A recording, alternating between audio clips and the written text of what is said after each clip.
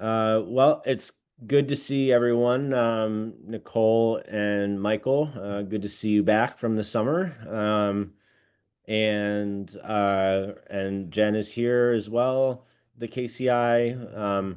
And then our presenter today is Jessica Nguyen. And I've known Jessica for a couple of years now.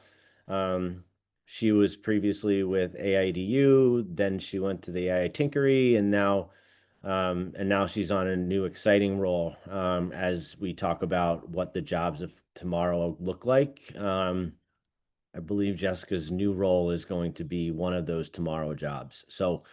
Um, and she can talk more to that. So, I am going to hand it off to Jessica, and all the resources will be shared in the folder that you have been provided. And so yeah, so I'm going to hand it over to Jessica.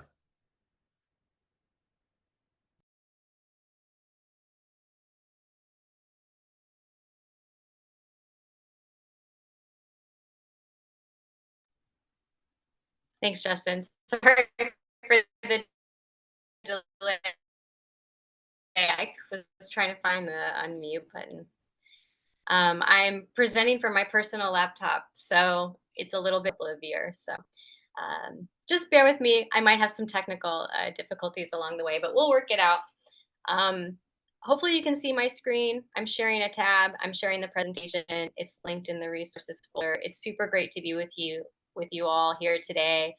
We're going to talk about this concept going from busy work to strategy, specifically what automating school workflows might look like as it relates to the work administrators do every day. A lot of the time is when we're talking about AI and ed. At least in my world, we're often talking about what are the implications for teachers before, during, and after instruction and or students. But the topic of today's session is really about what are the affordances for administrators and what might automated administrative workflows look like. Curious, there's a few folks here. I'd love to hear in the chat where you're coming from, what your role is, and if there's an administrative task you wish you never had to do again. I would love to hear that in the chat.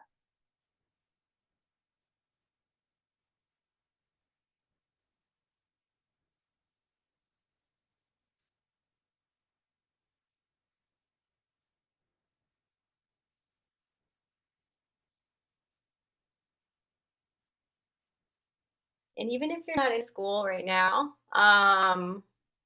or you're not necessarily in an administrator role, maybe there's something you do in your workflows where you either transform data or you move data from one window or one app to another. Okay, Justin never wants to update Excel spreadsheets again. Yeah, possibly on the horizon. You won't have to.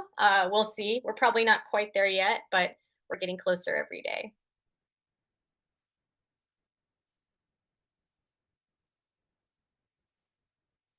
So my name is Jessica Nguyen. I have 15 years of experience designing human-centered learning around emerging technologies. And it's always been whatever the emerging technology of the day was as it relates to teaching and learning. So in the past, that's been things like Internet of Things platform, VR, AR. Most recently, for the past 3 years, my work has been focused on AI, and particularly AI literacy in the context of K through 12 classrooms. I have a little timeline to share here. My background in the field of K through 12 starts not too long ago, just under 10 years ago, 2016.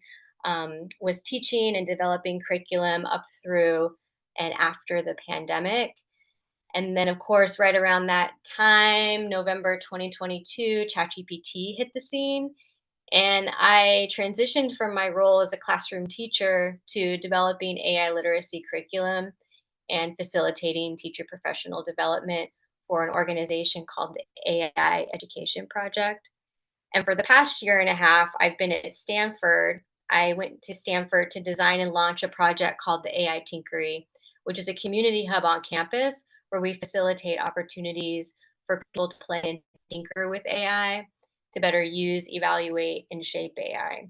So for the past year and a half, I have been all in trying to figure out what AI means in the context of education. And recently have left my role at Stanford. Just last Friday was my last day. I'll start a new role next week working for a company in San Jose, helping them integrate agentic AI workflows into the work that they do. And that's really the topic of today, agentic AI, and what that might mean for administrators. So, what I hope some of our takeaways today are include these three things. I hope that for the folks in the room, you walk away with a better understanding of what agentic AI is. And one of the ways we're going to build that understanding is we're going to develop our very own AI workflow that uses agentic principles. And then we'll talk a little bit about what this means in a school context, because right now there are really significant restraints and constraints, I should say. Some of the things that we look at today aren't necessarily going to be turnkey in your context, but I think it's still really important to look at them so that you can start to develop your own mental models for what is possible as tools that are accessible in your context, hit the scene.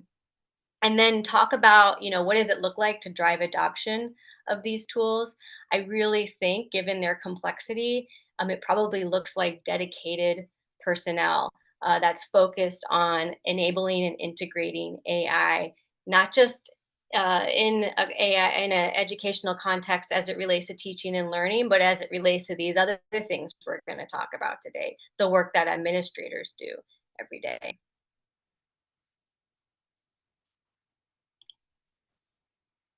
And so, with that, I just want to share a disclaimer about the tool that we're going to look at today to kind of develop our concepts for agentic AI. We're going to use a platform called Zapier.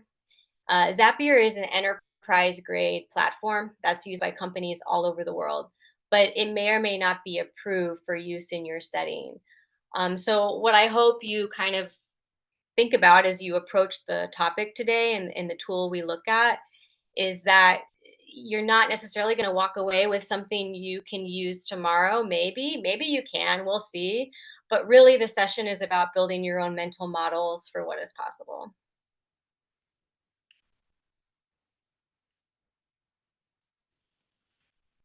So, this is our flow. I gave a bit of an introduction. I'm going to talk a little bit more about what is agentic AI, explore some of the guardrails, specifically those guardrails relevant to K through 12 context. And then we're going to dive in and actually build out an agent. So when we go through that hands-on lab, I'll kind of give a demo and then I'll give you all some time to work through it on your own. But I'll be here as your guide on the side to help you troubleshoot any issues that come up. But hopefully you're ready to kind of play and tinker today because after I give somewhat of a explication of what is agentic AI, we're going to learn by doing. And hopefully you're in a place in a space where that's possible for you today. And then we'll explore use cases and just think about what this might mean in our own context. And then we'll kind of close out with a case for AI enablement and integration specialists in schools. So when we talk about generative AI, when we talk about agentic AI, I just want to get clear on what it is we're talking about today. And thanks for your patience with the slides. It's just a weird way I'm presenting today because this browser and this computer, we're struggling with the traditional slide presentation. So on the left, we have reactive AI chatbots, right? These are tools that we can go access right now and they can generate content for us. The content that is generated is based on the input that we bring to the window. Proactive agentic AI under the hood has very similar tooling. There is, just like when you use a chatbot, a large language model under the hood. But proactive agentic AI, it doesn't wait for your input. It has some kind of goal that the designer has given it so that it can take action in a system without a human necessarily triggering the task. And so we'll look at some examples of what that might be, and we'll, of course, build our own today. But this term agent or this term agentic, they're used interchangeably a lot of the time. An agent is, a, a system essentially that is going to go and do things based on a goal, and it's going to accomplish tasks according to that goal, using access to tools that the designer gives it. And so you might hear the word agent, you might hear the word agentic AI. Like I said, people are using these terms interchangeably. For us, we're probably really just going to refer to agentic AI, because even though we might have an agent doing X or doing Y, it's not, it's really a interconnected system of tools and instructions that will accomplish the goal that we set out. So let's think about agentic AI by first considering a manual administrator workflow. This is something that probably happens every day in schools across the country. And this is more or less some of the manual steps that an administrator or a staff of administrators, might do. So here's the scenario. A parent calls in the morning to say that their kiddo is sick and won't be in. So at some point, an administrator gets into the office to listen to the voicemail. The administrator might open, the information system where they're tracking data about students and search for the student that was mentioned in the voicemail. They then might mark the student absent, add a note. They then might email the teachers. Later that day, the parent might email back, what homework is my child missing? The administrator might forward that email to their teachers, and maybe, just maybe, if the teacher has time, they might reply with the missed work. This is a hypothetical scenario. What this actually looks like in practice, of course, looks different depending on the school context, but this is an administrative workflow that more or less, happens every day in schools. So if we were to think about what this might look like, supported by an agentic AI workflow, it might look like this. Again, this is a hypothetical, but the technology to make this work exists. So in this agentic scenario, when the parent leaves a voicemail, an agentic or an agent is listening to that voicemail inbox. And when it gets a notice that a new voicemail has been added, it transcribes it, and depending on what it transcribes, it determines what steps to take next. So in this example, the next step might be identifying the student in the system, reporting their absence, and leaving a note. It then might immediately automatically message the teachers with a note so that they know Jacob will be out sick that day. It might go a step further and actually look out across the learning management system, whatever that is. In this example, Google Classroom, and it might aggregate what Jacob is missing that day and automatically send an email to the parent saying, "We've got your message.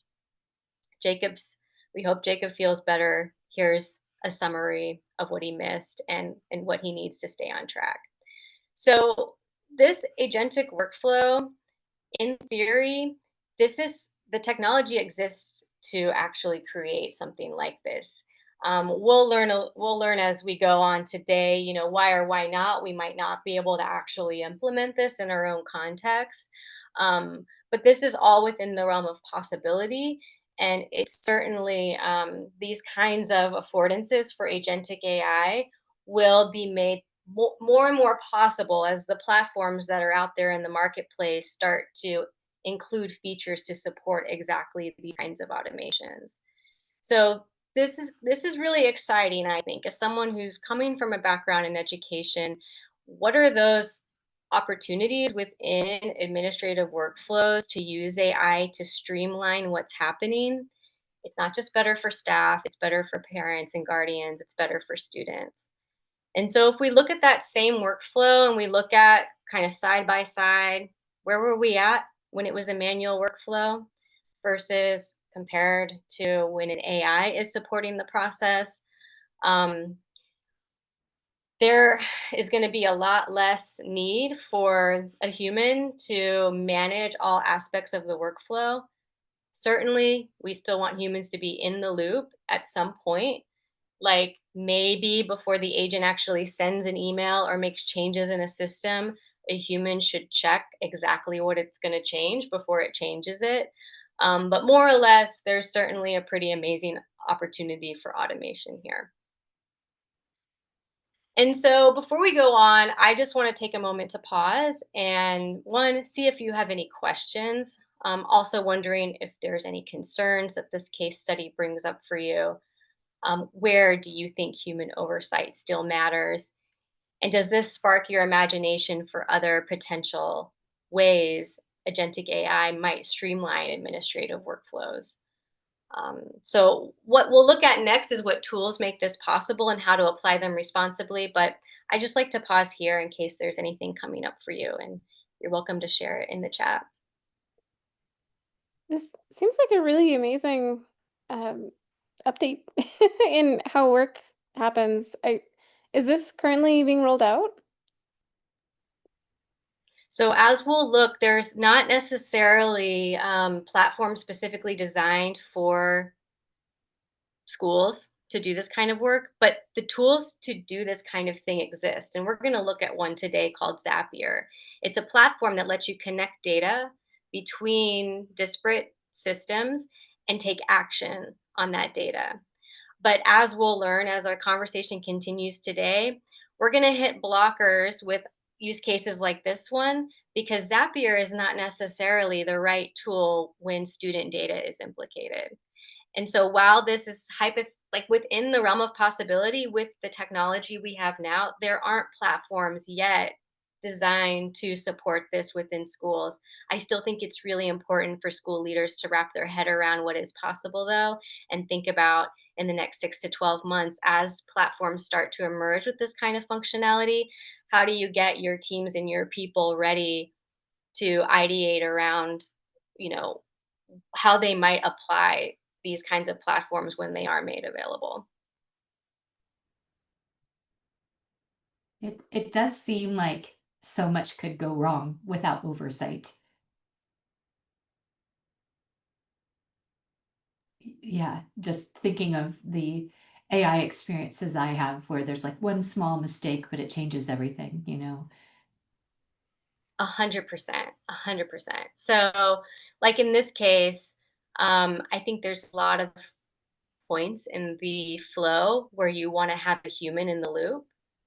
Um, Hmm. but you might still appreciate and benefit from the system itself kind of setting you up and serving you the Like a data prompt you and need it to. goes.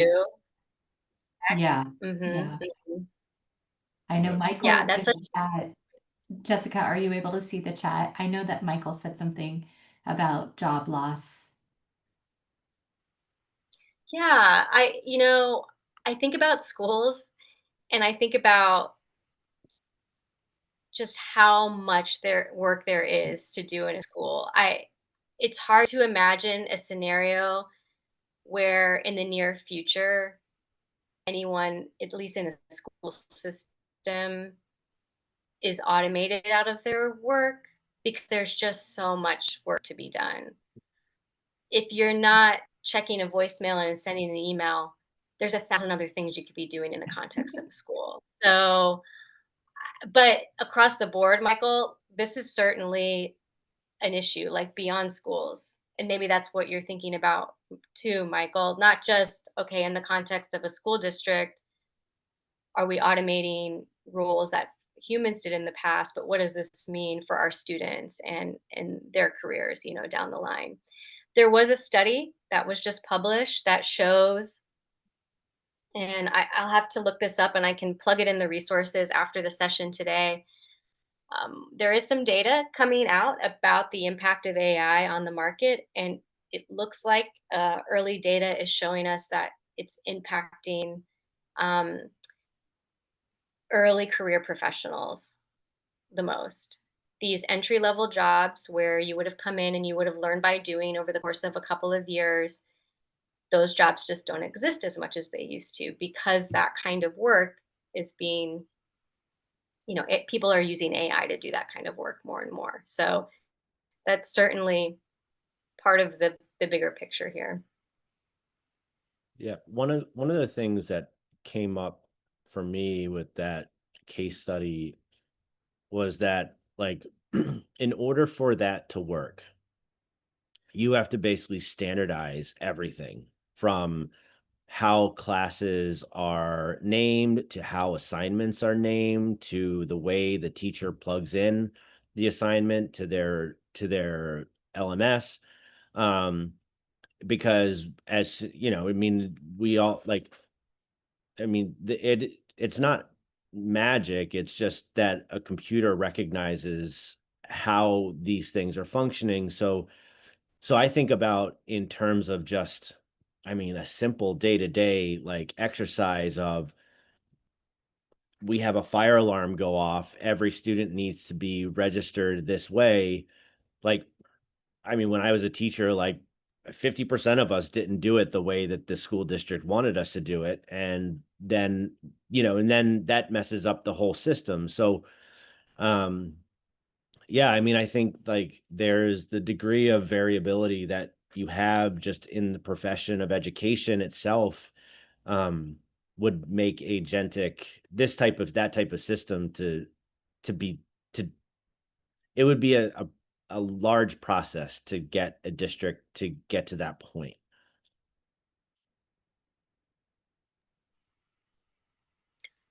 Yeah, I totally agree. The reason that any individual or team or organization is constrained but the reason they can't integrate these kinds of workflows now is because they, just like you said, Justin, they, even for their own people, they don't necessarily have standard operating procedures. And so you think, like, if you don't have a very clear system design and everybody onboarded to that system design, you have all of this variability essentially in the way data shows up in a system. And if you can't hand it off to a person very easily, you certainly won't be able to hand it off to an agentic workflow. So this is certainly something for anyone in this line of work to solve for in the next couple of years. When you think about the data you have in your system, what are your conventions across the board? Is it consistent? And is everybody, entering, data according to the conventions? I will say one of the benefits of agentic AI is that large language models can sometimes reconcile when you do have data that is maybe not entered consistently across the board.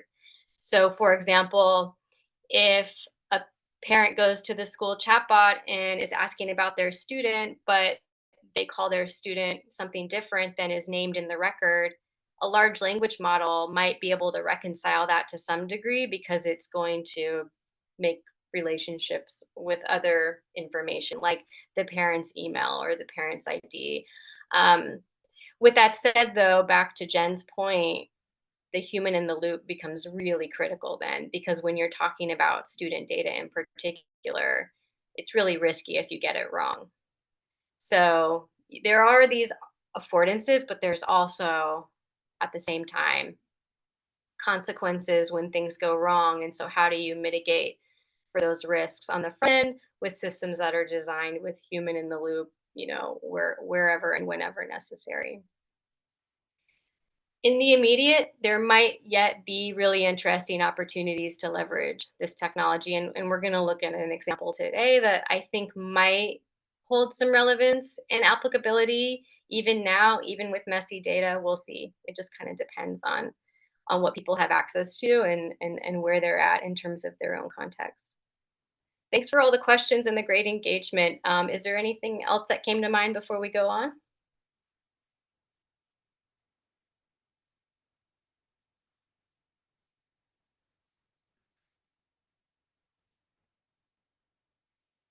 So more or less, I just want to run through a few things that makes a system agentic.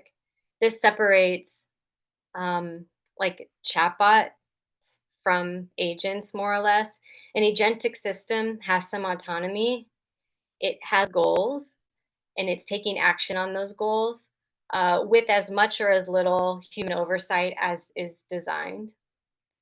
The systems can adapt, so they can learn from data over time, and they are goal oriented. We talked about that a little bit already. Just like chatbots now, they do reasoning and they do planning and they have memory and context that informs the decisions they make. But what sets agentic AI apart especially is their access to tools. So agentic AI isn't just constrained to an environment like a chatbot is. Like a chatbot most of the time is only going to generate output within the environment of the chat window. Agentic AI can leave, it's not constrained to any one environment. It's only constrained to the platforms or the tools that is given access to. And then more or less, this is how it works. It's reading context and data to make decisions. It's taking action on those decisions. And then over time, it's updating its own context according to results. Um, so when we think about what tools make this kind of thing possible, there's a few that are quite popular. Microsoft Copilot Studio for districts that are, living in the Microsoft, enterprise ecosystem. This is a really, powerful platform that allows you to create agentic workflows, much like the case study. But most schools aren't necessarily um, operating under one hood. When I was a teacher, there was like hundreds, like literally hundreds of tools in the ecosystem, and they were not necessarily connected to each other. And so that makes it really challenging to think about, what this looks like in a school context, but that doesn't mean it's impossible and it doesn't mean it won't happen, sometime in the future. But it is, something to name. So while these tools exist, it doesn't necessarily mean that they're turnkey and out of the box, especially in the context of a school system. There are, however, other off-the-shelf agent builders. I've listed a couple of here: Zapier.com, N8N.io, CrewAI.com. If you're outside of the field of education, enterprise companies around the world are using off-the-shelf agents to build automated workflows like the case study. But as we've discussed, tools for agentic AI in schools, there really are no strong contenders at this time. So one thing administrators can do if they have, the space for it and the support to do it is they can experiment with the platforms that are out there. I was at the AI show, earlier this year, and I met a teacher who was using Zapier for all kinds of things, including automating school pickup. So this is a school that found a way to use Zapier for certain things. We're going to use Zapier today, so you can see what I'm talking about. But that was special and unique to their context. So they made it work, given their constraints and keeping everything aligned to their own compliance. But for the most part, I think administrators will face an uphill battle if they're experimenting. And so that makes it tough. But I think there's still a window of opportunity here for people that have kind of the vision for what's coming to kind of start thinking about how you, one, prepare, operating procedures, prepare data in a system for tools that will ultimately eventually allow for exactly these kinds of things within the context of a school and district. I know it's tough now to imagine it when it's not necessarily something everybody can do right now, but there are pockets of experimentation and innovation happening in compliance, and there might be something here for you to explore too within the context of your own school.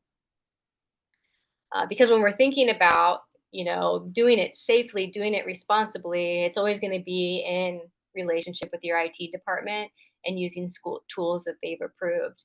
And if they have approved tools that have agentic features, um, they're going to be handling, the data privacy agreements that are going to make sure that any data going to and from the system is compliant with relevant regulations like FERPA, like HIPAA. So it's really important to know too that one, these tools are out there. If you do have people in your district experimenting with them, it's important that they're doing them in relationship with the IT department. So with that said, I still think there's something really important for us to explore and unpack here, because we're building our own mental models for a technology that's emerging.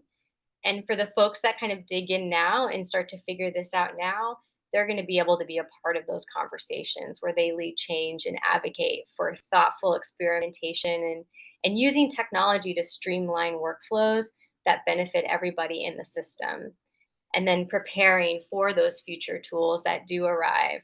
I think about those platforms that are gaining a lot of attention in the AI ed tech marketplace right now: Magic School, PlayLab, Brisk, Flint. They're all in their own R&D labs working on agentic workflows and agentic features that are going to allow for some of this. Their big question and the big thing they're solving for is how they connect to systems that schools use. But they're really invested in figuring this out, because if they can figure this out, it's just one of the ways they're going to unlock the affordances that all the hype in the space is promising. So, with that said, I want to walk us through customizing an agent using Zapier. Like I said, this may or may not be something you can turn around and use in your school tomorrow, depending on the constraints of your school and the kind of data that you're implicating. But it is going to help you see in a hands-on way exactly how something like this works, how you set it up, and help you build your own mental models for agentic workflows. So the way we're going to approach this is I'm going to kick things off with a walkthrough. And so I invite you to sit back and kind of watch the demonstration step by step. And then I'm going to invite you to try it on your own. And I have a checklist and supporting documentation to help with that. But during that second part where you try it for yourself, and I'll remind you when we get to this point, but I invite you to leave the Zoom and just kind of like work according alongside the checklist. And then if you need help, come back to the Zoom. I'll be here to help you troubleshoot anything that comes up. Are there any questions or comments before we dive in?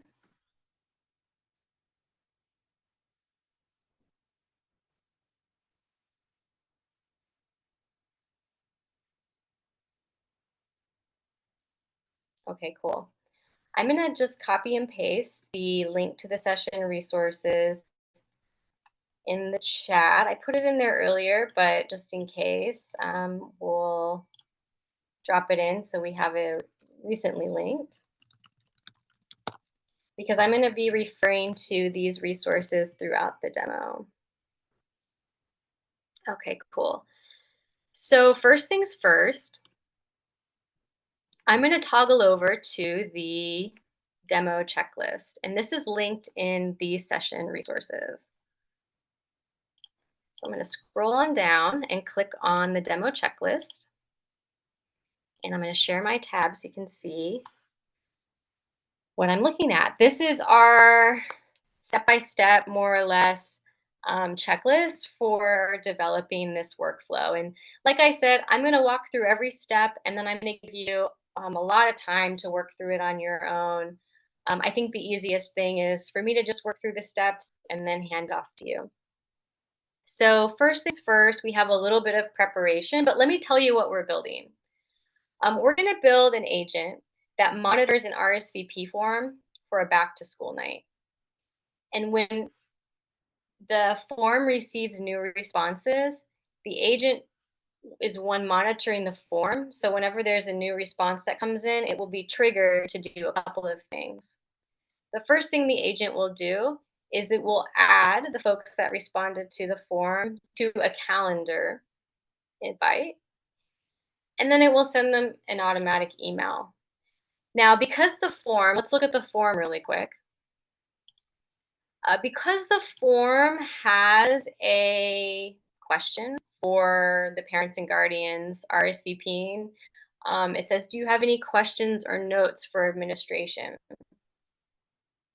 This agent is going to monitor the form for any form responses that have a question, and it's going to automatically pass those on to the administrator. So instead of an administrator having to be proactive and going to the RSVP form and checking to see what kind of questions people have left, the administrator will automatically receive any questions that are submitted along with the person's name and email that submitted it. So this is a very simple agent. It's monitoring an RSVP form. It's going to add the people that respond to the form to the calendar invite. It's going to send them a confirmation email. And then if those folks left any questions for administrators, the agent is going to automatically send that data on to the administrator. So very simple. As we're working through this, maybe you will kind of have some sparks of ideas of how you might develop this agent to do even more tasks and connect to other tools, but we'll keep it simple for this demonstration. The first thing that you'll need to do is create a RSVP form. And so I invite you to duplicate the one that I've shared here. So you click on that. This is a Google form. You will need a login with a Google account. I invite you to log in with a personal Google account if you have one. That way, when you connect to this form later, you're going to have to grant Zapier access to your Google account. And you might be able to do that with your school account, but if you don't want to risk any issues with compliance, it would be best if you log into your own personal Google account, because you own your personal Google account. You can grant Zapier access. I want to encourage you. Zapier is a very safe and secure platform. It's used by enterprises all over the world. You could even grant Zapier access to your school account, but you might not want to do that until you check with your IT department first. That's up to you to decide. So I've granted you access to this RSVP form. You can duplicate it by clicking on this little snowman icon, click make a copy. You definitely want to make a copy of the form. Don't use my copy, use a copy on your account. So that's the first thing. The second thing is to create a account and log into Zapier. Zapier.com will give you some free uses, so you won't have any problem. You should be able to go through the whole demo using the free Zapier account. And I've linked to Zapier right here in the checklist. And then the third thing to do to prepare is to create a dummy placeholder event. So using the same Google account that you created the Google form with, go to the calendar for that account and just create a dummy test event. So I will just quickly go to my calendar. I'm using my personal account for this demo. You can create any event on any day. It doesn't have to have anything special. You just need to make sure that you have an event that you give a name to that you can remember later. So I already have a test event. I added it to November 5th. It's just called test event. Again, nothing special.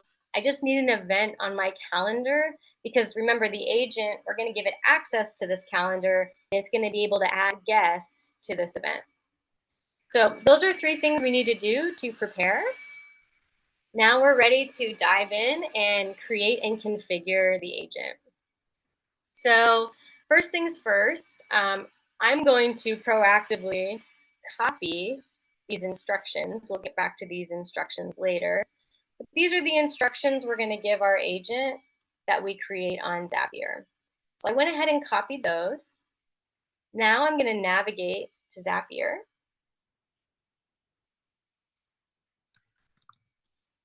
And already logged in, of course. So I'm going to go to the sidebar.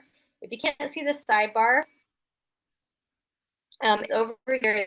These icons, if you click on them, the sidebar should open up. Zapier is just loading, so we'll just give it a moment.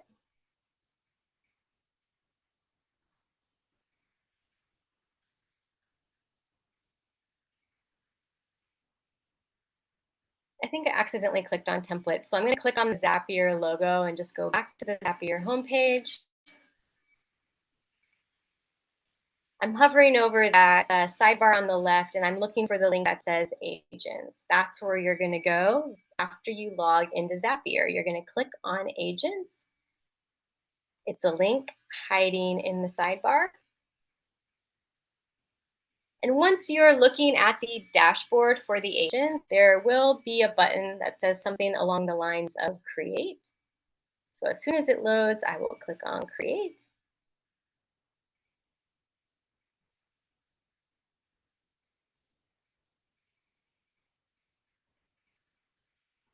So in the upper right-hand corner, there's a button that says new agent. That's what you'll click on. That's what I'm going to click on. And thanks for your patience. My internet is being very slow. So I have to tell you that the last time I demonstrated creating an agent with Zapier, the exact flow that I see might be a little bit different from the exact flow you see. So if that happens and you're not sure what to do, just jump in the Zoom and I'll help you troubleshoot. But you might see something like this pop up where it's asking what you would like the agent to do. I invite you to start from scratch. So we'll click start from scratch instead of using, this is kind of meta, but Zapier has a built-in agent to help you make agents. And it's a little bit confusing. We're going to start from scratch. We're going to keep it simple. So what we're looking at here is our dashboard for creating an agent. And an agent, remember, one of the principles that makes something agentic is that it has some autonomy. So we need to give it a goal. So I'm going to copy and paste those instructions from the checklist, which include a goal. You are an automated administrative assistant responsible for managing RSVPs for an upcoming back to school night. Your primary goal is to monitor the forum and automate communication and scheduling based on new submissions. So the first thing after we give it a goal is we want to give it a trigger. And that trigger is going to be new additions to the form. So I'll click the Add Trigger button, and I'm going to search for Google Form, because Google Form is going to be my trigger. Now, I've already logged in and given Zapier access to my Google. And even if I hadn't, the way Zoom works, you can't see the pop-ups necessarily unless I share my whole screen. So just know that the first time you click Google Forms, it's going to prompt you to give Zapier access to your Google Forms. So go through those steps as you need to. I'll be here to support if you have any questions. But after you grant Zapier access to your Google Forms, you're going to select which kind of trigger you want. In this case, we want it to be triggered when there's a new form response. So I'm going to click on that. You can see my account is already listed as the account we're going to connect to. Now I'm going to select the form that I wanted to use. I'm going to use my back to school night RSVP form. Yours might be titled something different. Just remember what it's titled when you make that copy. So I'm going to click save. My trigger's been added. I've given it a goal. It has some instructions. It's almost done. But let's look at those instructions really quick, because the instructions include 3 actions. We want, yes, the agent to monitor the form. We've given it access to the Google form, and it's going to, anytime there's a new response, be triggered. After it's triggered, we want it to do this first action. We want it to automatically add the person that RSVP'd to the calendar event. So just because we've given it instructions, it doesn't mean it can act on those instructions until we give it access to the calendar.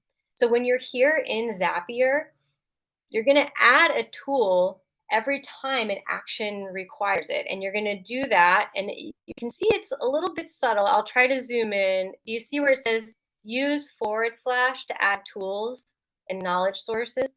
If I click the /, this little tool pop-up is going to appear, and I'm going to click Add Tool. The tool I want to add is the calendar that I'm using Google Calendar, so I would search for Google Calendar. You might be using Outlook Calendar, maybe something else. Then I want to look for the exact action I want the agent to take using this tool. And in this case, you can see there's lots of options. I want to add attendees to the event. So I'm going to click Add Attendees to Event.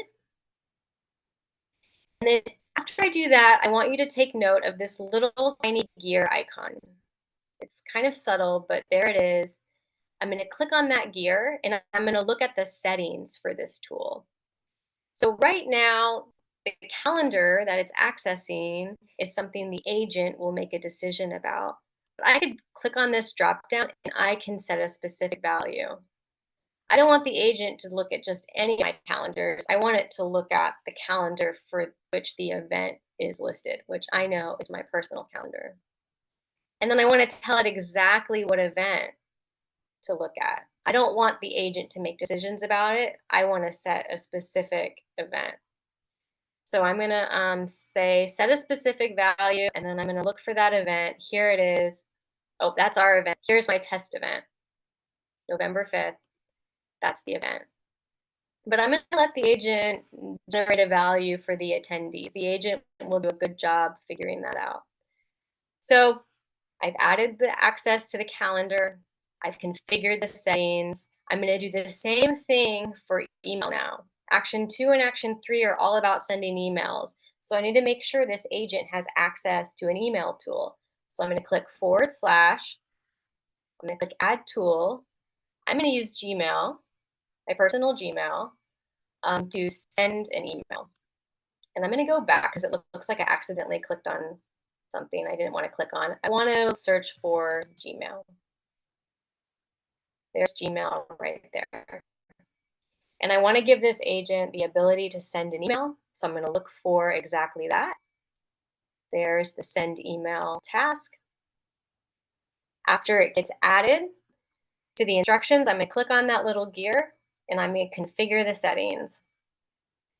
I'm going to let the agent generate the 2. It's going to figure that out from the form. I'm also going to let it generate the message, but for your own, experiment, you might want to design the message. I'm going to let the agent actually generate all of this. Let's see how it does. And then finally, I'm going to look at the third action. If the form, remember, the form has a place for questions and notes. If the form has a place for questions and notes and the responder has a question, I want to email the school admin, and I'm going to put in parentheses who the admin is, and I'm just going to make it myself for the purpose of this test. So I think we're ready. We've created a new agent, and we've added a trigger. The trigger is a new form response. We've given the agent a set of instructions, and we've given it access to the tools it needs to execute on these instructions. So I'm going to go ahead and turn it on, and I'm going to test it. Now, you don't have to turn it on and then test it. Before you turn it on, you can click this preview button, and you can test it right here. But yeah, let's go ahead and let's test it here in the window. It will just go a little bit faster. But if you want to see it happen autonomously and outside of a test environment, you would toggle the agent on, you would submit the form, and you would see if subsequent actions were executed as you expected. But let's just see how the test is going. So the first thing it did was it processed any new form submissions. It looks like the latest submission was john.doe@gmail.com. It might have just made that up for the purposes of this test. So let's actually just go to the form and find out if that's true. So I'm going to go ahead and navigate to the form now. And I'll share the tab so you can see what I'm looking at. I want to see what the most recent submission to the form was because I'm curious, is that a real submission or did it just make that up? So I'm going to click over to my form responses and see what's there.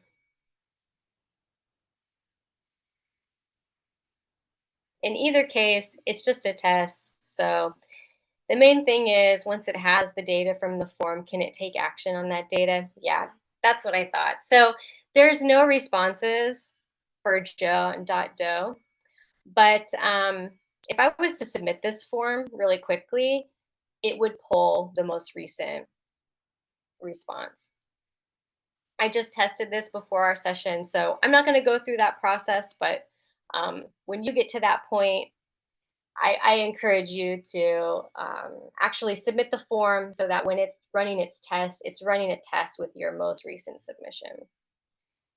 So the first action is it's going to add the attendee to the calendar event. It's asking me if that looks good.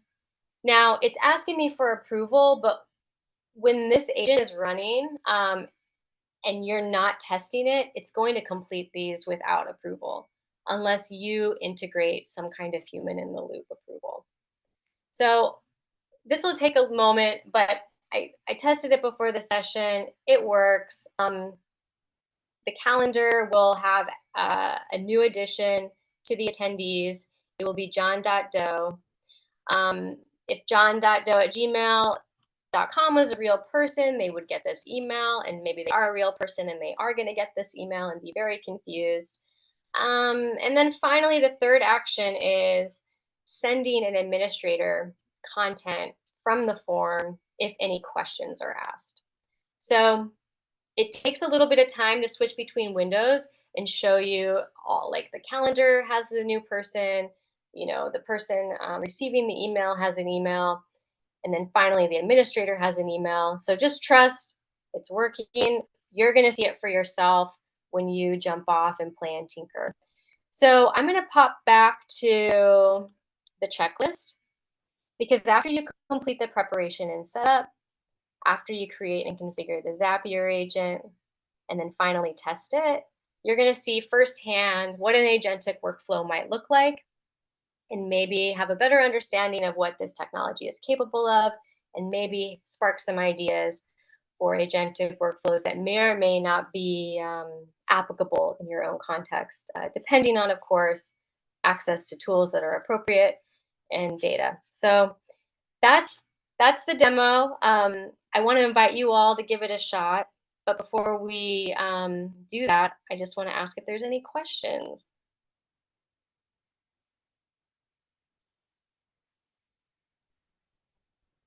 Jessica, as you're looking at this technology, um, when like what you just went through was a lot, was a big process. I mean, for me, and I'm just thinking like, I know this is to be simplified, and this is like, a simplified version of what an agentic model could look like. But like, I'm thinking in my head, I'm like, okay, I'm going through all of this stuff, creating this agent that I could just do by having the tab open and clicking a checkbox. Like, what are things that you recommend, like as you're thinking about administrative tasks? And I think for the most part, we have you know, classroom educators, practitioners here. So as you're thinking about like what would something agentic make sense to do versus having to create something that maybe doesn't make as much sense, is there something that that kind of, as you're thinking about like what are the advantages to doing this for tasks that they've been able to do by hand for a lot of years? So just be curious to hear your thoughts on that. Yeah, thanks for the question, Justin. The last semester that I taught, I had 216 students across 6 courses. And it was just like an enormous amount of, records to to process. And one of the things, that I did was I submitted grades every week for all, 216 students across all courses. When students turned in late work, it was kind of an administrative process to keep that organized, to follow up in a timely manner with students, and also communicate back with parents. The teacher that I met at the AI show was using Zapier and a Google form to receive student late work, to automatically email parents when late work was received, and then to email himself the content that he needed, to streamline this like grading after the due date. Saving himself, at least from his perspective, um, enough time that the initial setup was worth it. Because it wasn't just about him saving time, it was about creating a system that met the needs of his students on time when they needed it. Because if students turn in late work, they're worrying about, what's the status. They might not have necessarily communicated with you. They're just like, oh, I'm hoping this works out. Um, in this case, the teacher wanted to loop in the parents. So I think, to your point, there's going to be trade offs. Time might not always be the trade off, at least in the beginning, and especially in the beginning as you're wrapping your head around how to use these things and set them up in a timely manner, because they do take time to set up, they do take time to test. And then you also have to kind of manage them and monitor them and make sure they're not breaking. And so you're adding more work to your plate, more or less, unless you're identifying use cases that meet your needs and meet the needs of whoever's in the loop with the workflow. So it's not going to be everything. It might be some things, and for some, it might not be anything. But I think for me, as a teacher with over 200 students, um, I would have found a usefulness for these things if I had access to the tools at the time. And I think as the tools themselves get better, and as features like this show up in the systems that educators already use, um, there will be some things down the road that agentic workflows, make sense of for everyday practitioners. Maybe not right now, but it just kind of depends on the person and the kind of thing they're trying to solve for, and if one, they have access to the tools and the time to tinker. That's helpful. Thanks, Jessica. Yeah, I liked that we're learning it right now and seeing how it works. And my hope is that it does get easier to use. Maybe it's just more streamlined at some point, but it is really good at this level to see it working and understand it a bit more. So I appreciate that part. Yeah, it's definitely a bit of a lift right now to stand up a workflow, um, which is why I would make the case for schools and districts to, bring people on board that can support this. And you can imagine a teacher has an idea, can they submit a ticket?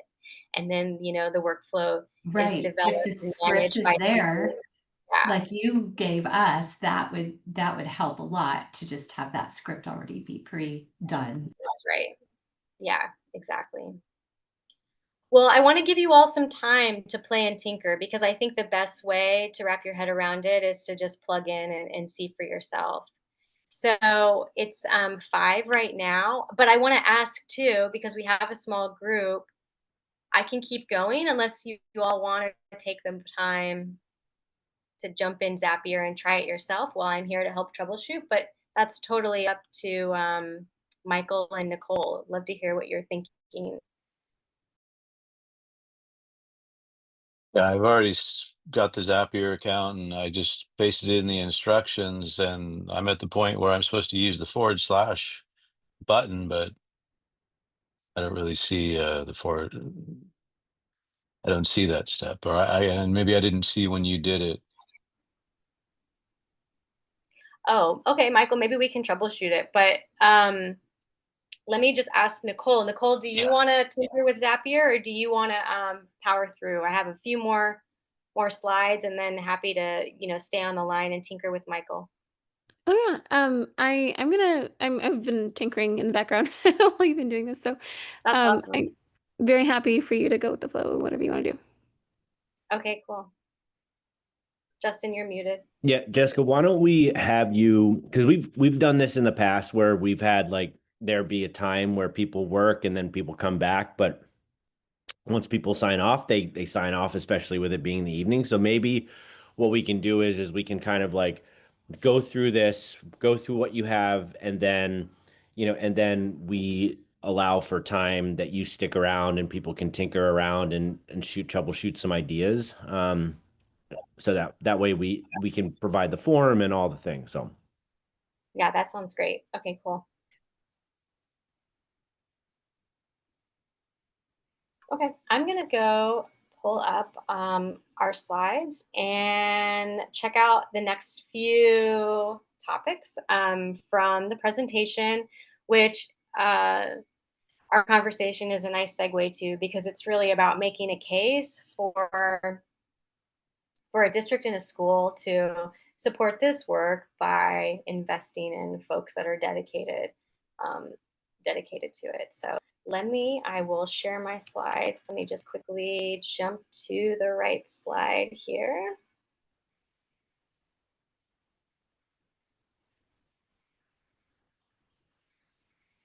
Okay, and back in Zoom, I'm going to share my screen. Thanks for your patience. My computer is so slow today.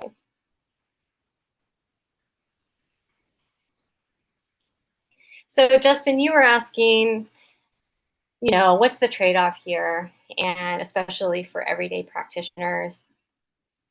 This slide gets at that a little bit. It's really about, is this solving for something that is repetitive, that has multiple steps, that I'm doing all the time and isn't the best use of my, creativity and intelligence, and isn't really part of, the important work necessarily? Is it have an impact? Is it feasible? These are just things to consider when you're evaluating a use case for agentic AI. But I want to also make a case for who's going to do this work. So there's a lot of, I think, really interesting potentials with agentic workflows related to administrative tasks. And the big question in my mind is who will actually carry out this transformation? Because even if the tools themselves make this possible, as you can see, even from the use case shared today, it's a pretty big lift. To have an idea, to go from concept to prototype, from prototype to reality, and then to also maintain the workflows and the automations over time. Zapier.com, for example, it doesn't run 100% of the time. Like sometimes it's a system, with fallibility. And sometimes it's supposed to execute according to a trigger and it doesn't for some reason. And it might be something wrong with your instructions. It might be something wrong with Zapier. But if you're an educator, you can't necessarily go back and forth checking, and auditing your own processes all the time. And so I'm proposing that schools, districts will, if not, sooner, eventually think about who can they bring on to support this kind of work, so that educators can focus on the most important parts of the job, and the administrative tasks that AI can handle can be developed and managed by people that, one, really understand the systems and it can keep them going. So I do want to, before we dive back into tinkering, um, to invite you to think about use cases. Um, so there is this spreadsheet linked in the resources, um, and I invite you to check it out. So I'm going to click through so you can see what I'm talking about. This is a spreadsheet that helps structure ideation around agentic workflows. And maybe you don't need a worksheet, to brainstorm ideas, but I just wanted to give you some structure for what that might look like. Because you might have an idea for an agentic workflow. This spreadsheet will help you think about What is the data and systems implicated? And are there any constraints? So I would love to just hear from the folks in the room if there are ideas that come to mind. We won't take the 10 minutes to do the brainstorming. It's a small group. It's late. But if you do have ideas, I'd love to for you to surface those for everyone that's here. Even if you're not sure if they're possible, they're something we can just quickly workshop and raise, affordances and risks for. So would love to hear from those in the room if there are any use cases that come to mind for Yeah, agentic I workflows. mean, I'd mentioned one that our administration right now is going to move into Calendly in order to register students. And I noticed that Calendly is one of the things you can link within Zapier along with everything else. Uh, so that was one, is just to streamline the registration of students. We're an adult school; these are ESL students, but yeah, if that's Yeah, for clear. sure. Calendly, Zapier is a platform that connects to over 8,000 apps. Calendly is one of them. I've used it in agentic workflows so that an agent could monitor new events that appear on the Calendly and like automatically email people the resources and the information they need ahead of the meeting. When you say, is it register onboard new students, Michael? Can you tell me more about the workflow and what it might entail besides Calendly? Usually they come into the office and there's classified staff. They fill out a Google form. They ask them some questions. They select the course that they want. They try to get a test date for a pre-test. Um, that's about it. I mean, it's just basic. Somebody shows up and they want to take ESL classes and the whole process to get them into the school. Yeah, there might be something there. It may or may not be any better than, a human doing it, but that would be something to certainly kind of experiment and prototype with. Thanks for sharing, Michael. Any other ideas come to mind for administrative use cases? Even from the KCI, we're constantly trying to share about our grant funded professional learning opportunities. And I think some of the things that we think about is how do we create more workflows in the channels themselves, like social media, email, that type of thing, and being able, especially like on the weekend when we're not around, that happened this weekend, and we can have a response that is like, oh, you're interested in this. Have you looked at this page or that? We'll be able to get back to you on Monday, but in the meantime, here's some things you can do. That was one idea that I saw within Zapier.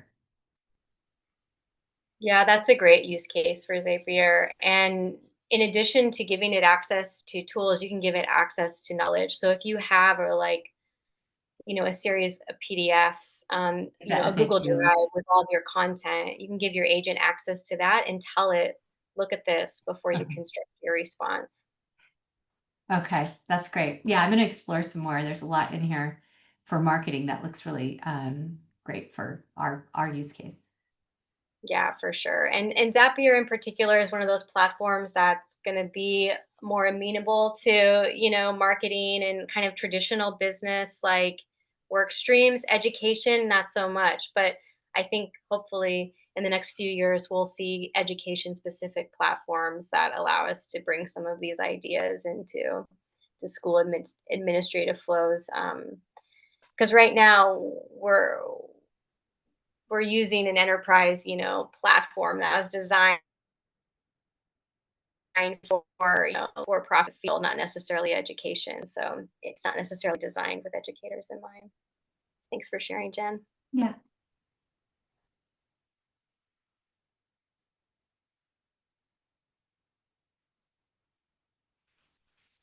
Okay, cool. Well, it's 5:10, so I'd love to help those that were tinkering troubleshoot anything that came up and kind of close out from there.